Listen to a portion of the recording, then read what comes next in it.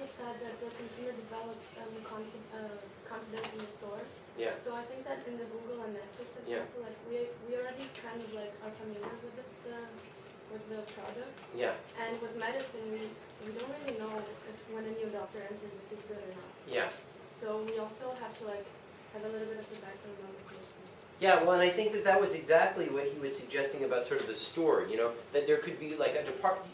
Imagine there's a new fashion designer, right? Sell them, right? So the idea is rather than, you know, having each doctor just have a reputation on its own, there might be a store that has the job of vetting new doctors, and that would be a vehicle for the doctor to develop his own reputation, right? Yeah, go ahead.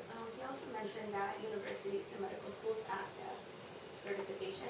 Yeah. Right? So we will still have like school reputations. And yeah, for example, what's your name?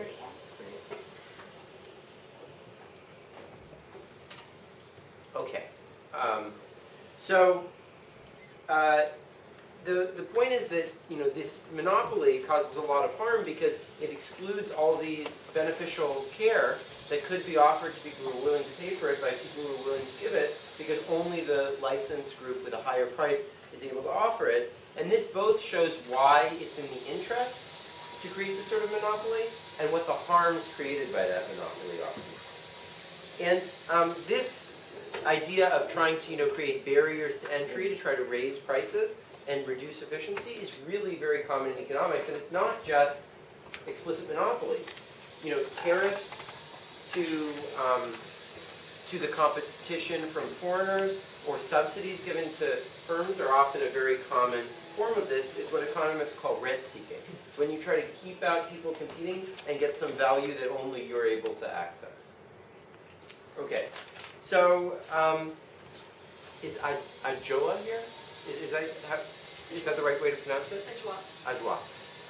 Could you tell me what Friedman thinks we should observe in terms of who should be lobbying in favor of and against this legislation if it was really serving the beneficial purpose that was claimed?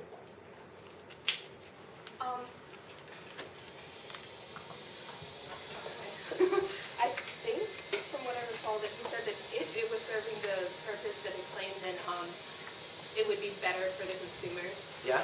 But it's not serving that purpose. But who does he say would be lobbying or supporting this type of stuff politically if it was really serving the purpose that it should be?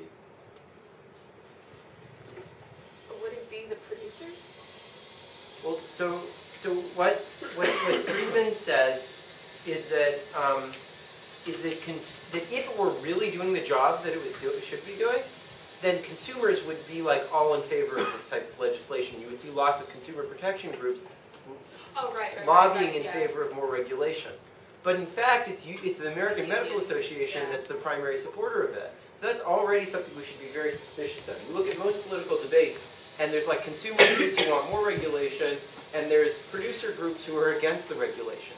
And the fact that things are reversed in this case sort of should, you know, immediately ring some alarm bells for us that this may not be doing what it claims to be doing, right? So if you think about like product safety regulations, for example, you know, these are almost always like Ralph Nader's Consumer Nation or whatever is lobbying in favor of these, and the producers are lobbying against them. And that's exactly the opposite of what we see here, and so that should be very suspicious to us, right? And it's not necessarily the case that the doctors are themselves ill-intentioned and just want to rip off consumers. They may have convinced themselves that, you know, it's just incredibly important that everyone gets incredibly high-quality care from someone who knows lots of physics and chemistry, and that's what it takes to be a good doctor, and so forth, right? They may have convinced themselves of that, and sort of at this point they're like buying their own BS, right? Because it's useful to them to buy their own BS, right? And this is something we actually observe very often, is that, you know, people in a specialized area who want to keep out competition from other areas have standards of, you know, what is good and what does everyone need to have, specifically to try to exclude competition from the outside. And they often develop a culture of that so that nobody has to feel bad that they're deliberately trying to rip off consumers. Okay. Is David here? David Weyl? So David, what do people so there's lots of requirements in order to become a doctor. Friedman argues that if these were really in consumer interests, what sort of things would be required in order to be a doctor, and what sort of things wouldn't be required? And how does that compare to what we actually see? Obviously, I mean, what Friedman argues is obviously there's certain requirements to be a doctor that have to be in practice. Doctors have to perform certain fees or whatever. But the problem with sort of the American Medical Association is that doctors are deciding what it takes for doctors to be competent, which allows for doctors to sort of manipulate the system to kind of create certain standards that might be questionable in terms of benefiting consumers, but certainly beneficial to the doctor. But can you give me an example of either something that he talks about or something currently which you think isn't that relevant? He gave the story about or at least he gave the story about guilds who had to, or not guilds, sorry, but there was some profession where you had to plead that you weren't a communist. Exactly, that was doctors. Yeah, that was doctors, right? Yeah. And in that sense, it made absolutely no sense that you had to be a non-communist and practice a profession that wasn't related, to practice. Yeah. So. That's exactly right. So he points out that, like, you often have a bunch of totally irrelevant considerations in whether you become a doctor that have nothing to do with the actual quality of care that you're going to be providing. For example, whether you're a communist or, like, I don't know if anyone here is pre-med, but you have to go through all of these hoops. You have to, like, take physics and chemistry and whatever. And, like, sure, those are relevant to, like, some people who end up becoming research doctors, I'm sure. But if you think about, like, most of what most doctors do, do you think really, like, a knowledge of, like, electrodynamics is going to be very useful, in being a doctor, being like a family physician, or being a surgeon, or something like that, right? So, a point that he makes is that, take the example of communism. Probably in this era, at least, most people didn't like communists, and they didn't want, communists around. But it wasn't really relevant to whether they would be a good doctor or not. And so the doctors tried to exploit the fact that people just didn't like communists. They tried to sort of hijack that other, view that we have about what's good or bad in order to try to keep out competition. And you see this very often nowadays with immigrant laborers, for example. A lot of people, who have an interest in not having competition from immigrants raise all sorts of issues about, well, they're coming into our schools and they're undermining English and they're bringing this foreign culture and and so forth, which really had nothing to do with whether you should let them do certain jobs or not, right? It's just that they're taking advantage of nationalism and xenophobia in order to try to reduce the amount of competition. And a similar example is a lot of people who are trying to defend farm subsidies or tariffs to protect farmers in the United States talk about the fact that farming people are really the salt of the earth, and this is like the tradition of the nation, and this is what Thomas Jefferson did and stuff, which is really not relevant to the issue of whether we should be giving some subsidy to some big agribusiness in the middle of the country. But it sort of draws on some sort of irrelevant ethical concerns that we happen to have. So, okay.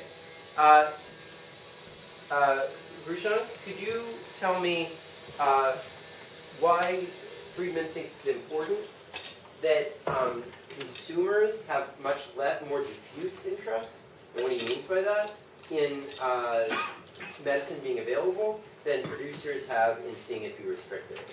So you're asking why consumers are diverse, or? No, diffuse. Why, different consumers only spend a very small part of their income on medicine, whereas doctors get all of their income from medicine. So why does he think that's important, and how does he think that affects the analysis? Because doctors are specializing in being doctors, so they know what they're doing, and they are spending more resources constricting people who enter the profession. So they not only can raise the income they're getting, but at the same time control the political and economic aspects of the profession. Yeah, so I think what Friedman is trying to emphasize is sort of a broader point in economics, which is that each consumer, right, is only spending a little bit of his income on medicine, right? And that means that the amount of interest any given consumer has in seeing that medicine is cheap and freely available is very small. Whereas the producers, the doctors themselves, their whole livelihood depends on them having a high wage, right? And that gives them a big incentive to try to lobby in favor of keeping people out of medicine, and it gives the consumers a very small incentive to lobby in favor of keeping medicine open. And that leads to an unequal playing field where these special interest groups are able to get what they want, and the consumers who are on the other side aren't able to counteract that as strongly as they should be. And this leads to a much more general principle in economics that, in general, consumer interests tend to be much more diffuse in this sense than producer interests do. And that doesn't always argue, as Friedman does, in favor of having a more free market and more free entry and so forth. Sometimes it can actually go in the opposite direction, right? So for example, during the financial crisis, or in the run-up to the financial crisis, there were all these people, using financial products and investing in stuff. And then there was a very concentrated group of investment professionals and financiers who were lobbying about what the regulations of that sector should be. And the problem was the consumers of those financial products, it was a very small part of their life. They didn't really know much about it. They didn't really think about what the chances of a crisis were and so forth. Whereas the producers, the financiers, were a very concentrated set of interests, and therefore were able to much more effectively lobby the government in favor of the regulations, the deregulation that they wanted. Whereas the consumers, who were very diffuse, weren't really able to do that. So this is not really a principle that's always going in the direction that Friedman wants to make it, always going pro-market. But more generally, economists tend to have sympathy that if anything, the government should lean in favor of consumer interests rather than producer interests, because they don't tend to be as well represented, given the greater concentration of producer and consumer interests. And finally, Friedman argues that the association prevents competition and innovation. So a classic example of this is if you think about teachers' unions, right? They tend to be opposed to any sort of merit pay or throwing out bad teachers. They want a lot of solidarity among teachers so that they're not constantly competing with one another and making the other teachers have to work harder in order to keep their jobs, right?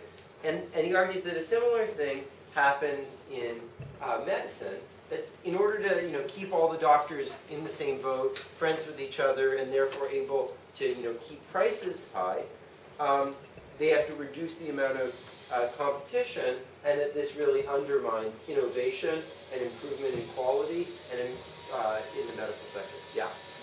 He makes an interesting point about the innovation, kind of like a 1 in every 1,000 or whatever potential ideas that are out there are kind of shut down by the licensure system. Yeah. But he ignores the downsides of that innovation. Mm-hmm. Like, what if there are ideas or thoughts or theories that come out of that that are just wrong, and there might probably a lot more of them than good ideas. Yeah. Like the proliferation of that could be really dangerous, or at least like harming society. What would he say to that? Yeah. So your name again? Matt. Yeah. So I think that's a really good point.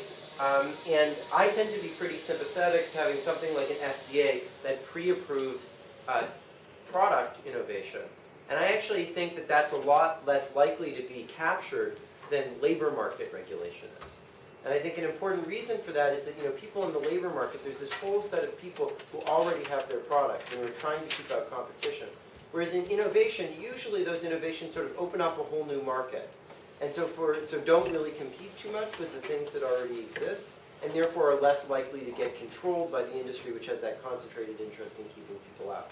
So I'm not sure that that would be Friedman's argument, because Friedman is quite a bit more free market than I tend to be. But my perspective would probably be that there's a lot stronger case for pre-regulation of new innovations, especially in areas that people don't understand very well, than there is for licensure of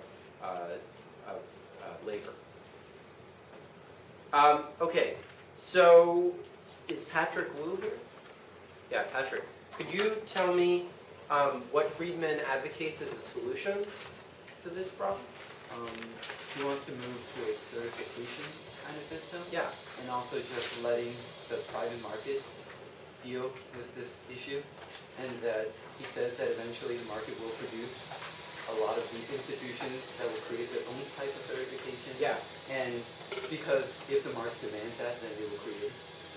Yeah, so that's exactly right. And in fact, the reason why Friedman does support certification and not just